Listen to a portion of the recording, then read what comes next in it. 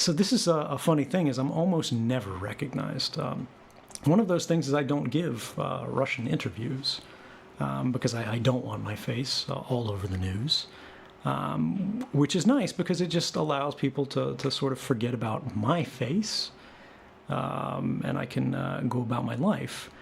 But it's one of the weird things that I'm recognized a couple times a year, even when I'm not wearing my glasses, in a museum or a grocery store or something like that, or out on the street, just by somebody who I swear, like, these people are you might have read a story about them, like super recognizers, the people who just have a great memory for faces. Yeah.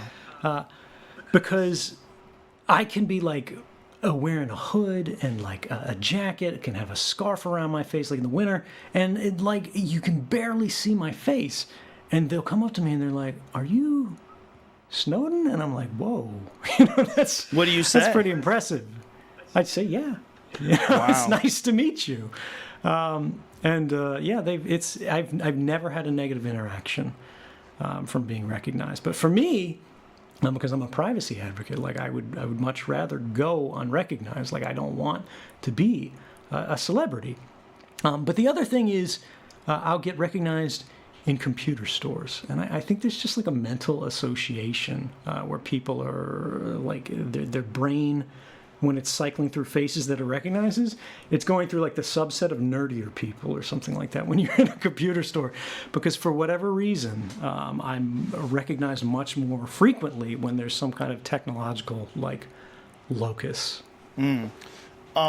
So you're living freely. You had to learn Russian? Did you learn it? Yeah, I mean, my Russian is still pretty crappy, to my great shame, because all of my life, all of my work is primarily in English. Right. You've talked about returning home if you could get a fair trial. Is that a feasible thing? A fair trial for someone like you? Is that such a... Well... Is that even it's possible? It's a good question.